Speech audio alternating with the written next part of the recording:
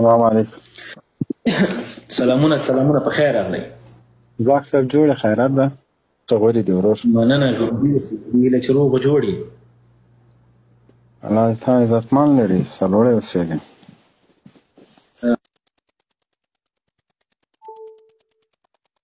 څنګه لکه چې د خوب وخت خو به نه یې افغانستان کې، هلته به 12 بجې 12 بجې دي تا باندې خوب وخت ده، خو د هغه چا دپاره چې ضمیر نه لري، وجدان نه لري، احساس نه لري، غیرت نه لري.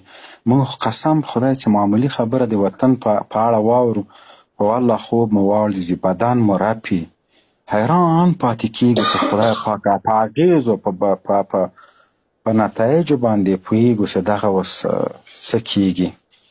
نو کاشکې یا به احساسه پیدا شوی وای، یا مې دا ضمیر وجدان خرڅېدلی، ما به وخته خرڅ کړی و. زه نن یو واده ته تللی وم، هلته بعضې کسانو عکسونه اخیستل، یو څوک راغله چې عکس بند او بس هېڅوک اجازه نه لري. زه حیران شولم چې 20 کاله ما ویډیوګانې کولې، عکسونه مې اخیسته، څو وارې مې ویل چې نورې نه اخلم، دا ویډیو نه سم کوی، دا لایف نه سم کوی. یو له هغه کسانو نه قاري صاحب سعید ژوندی د رحم الله شیخ صاحب د الله شهادت قبول کړي، هغوی به ما ته ویل دا ثواب لري، دا اجر لري، دا جهاد ده.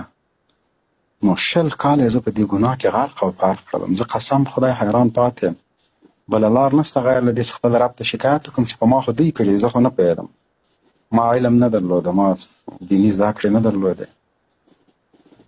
نو بس ظلم ده کنه چې ته ما غلطه یې په داسې یوې مسلې کې چې هغه دومره حساسه ده. پرونه پورې عکسونه هېڅ مشکل نه درلوده، او وروره نن مشکل پیدا که، سبا ته به وروره ګله زه درته نه په ما زه قسم په خدای زه له زړه دا خبرې کوم، زه له زړه دا خبرې کوم چې په ما د 20 کاله دا جرم او دا ګناه ولې کړې ده. زه به دا خپل رب ته څه جواب وایم؟ دا که ناروا و ولې دې په ما کوه، که روا و نن دا څه. زه خو بیخي قسم په خدای زه حیران پاتې یم. سړی څه وکړي، د چا ومنم؟ زه اوس د چا ومنم؟ زه اوس هغه خلک دې ما ته جواب راکړي. زه انسان یم، زه احساس لرم، زه ضمیر لرم، زه وجدان لرم، زه اسلامي مفکوره او احساس لرم. ما د دین په خاطر باندې ما لیدلي چې ځوانانو تر وجود بارود تاو کړي. ما د دین په خاطر، د جهاد په خاطر، د وقار په خاطر، د عزت په خاطر، د وطن د ازادۍ په خاطر خپله سرمایه مصرف کړې ده، خپل تجارت مې له منځه وړی، خپل ورونه، خپل اوښیګان مې. زه خو زه قسم خدای زه سبا زه خپل وضاحت غواړم وروره. دغه جرم چې په ما باندې چا کړی، زه مجرم کړی یم، زه د الله حضور ته ورتګ لرم، ما ته به وایي حرام دې کړی، ناروا دې کړی، او دوی ما ته ویلې دا جهاد ده. دا ولا څه ووایو نو که تاسو کوم ګناه کړې ده، او دا ګناه پوښتنه باید په واقعي معنا باندې تاسو باید یو پوښتنه وکړئ د دې علماو نه. ما ته څوک جواب رانه کړي، زه خپل رب ته شکایت کوم. زه مرګ او مردان لرم. ما په ډېر اخلاص باندې ما د ثواب او د جهاد په نیت باندې کړی ده.